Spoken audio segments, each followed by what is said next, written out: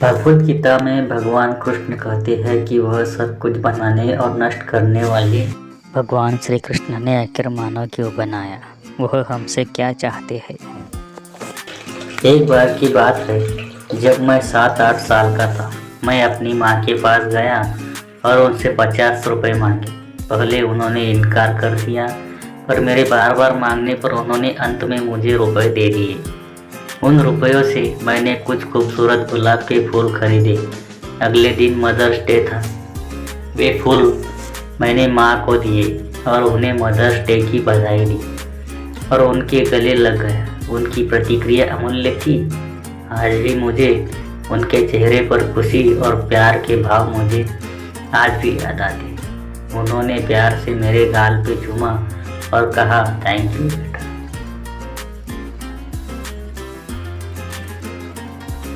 अगर हम इसी संदर्भ में देखें, मैंने उन्हीं के पैसों से फूल खरीद कर उन्हें ही प्यार से दिए और वो कितनी खुश हो गई। इसी तरह भगवान भी हमसे प्यार के सिवा और कुछ नहीं चाहते। भगवान सिर्फ प्यार के भूखे हैं। इस पूरे ब्रह्मांड में हर चीज़ उन्हीं की है। जब उन्हीं के विश्व से हम उन्हें कुछ प्यार से देते हैं तो उनके नेत्र खुशी के आंसू से भर आते हैं। एक समय श्री कृष्ण और दुर्योधन में बहस हो गई और तब भगवान कृष्ण ने उन्हें अपना विराट रूप दिखाया। दुर्योधन ने कृष्ण जी को प्रसन्न करने के लिए उन्हें अपने घर 56 भोग खाने का निमंत्रण दिया। श्री कृष्ण बोले, एक इंसान 2 कारण से भोजन ग्रहण करता है, जब वह भूखा हो या फिर भोजन प्यार से खिलाया जाए। तो ना ही मैं भूखा हूँ और ना ही तुम मुझे प्यार से भोजन खिला रहे हो, इसीलिए मैं नहीं आ सकता। उन्होंने विदुर जी की ओर देखा और कहा कि आज वे भोजन के लिए उनके घर जाएंगे। श्री कृष्ण के कोमल मुख से अपना नाम सुनकर विदुर जी बहुत खुश हुए। कुछ ही देर में उन्हें एहसास हुआ कि उन्हें श्री कृष्ण के भोजन के लिए दुकानों से सामान लेने की आवश्यकता है। इस दौरान श्री कृष्ण विदुर जी के घर पहुंच चुके थे। दरवाजे पर उन्होंने पुकार लगाई, विदुर रानी दरवाजा खोलिए। श्री कृष्ण की आवाज़ सुनकर विदुर जी की पत्नी जो कि उस समय स्नान कर रही थी, दौड़ी दरवाजा खोलने चली आई। वे जल्दी में वस्त्र पहनना भूल गई।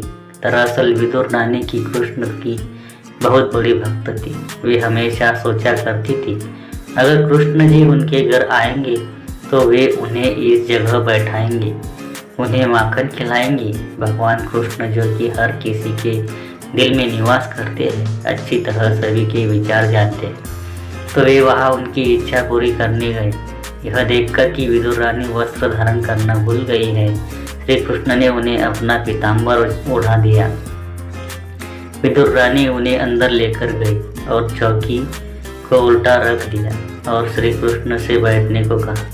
श्री कृष्ण बिना कुछ कहे बैठ गए। फिर वे कुछ केले लाई और उन्हें छीलने लगी। वे इतनी विहुल हो गई थी कि उन्होंने वाकई में केला फेंककर श्री कृष्ण को केले के छिलके खाने को दिए, परंतु श्री कृष्ण इस बार भी कुछ नहीं बोले और केले के छिलके खाने लगे। खाते खाते उनके नेत्रों से खुशी के आंसू बहने लगे। इतने में विदुर जी घर पहुँचे।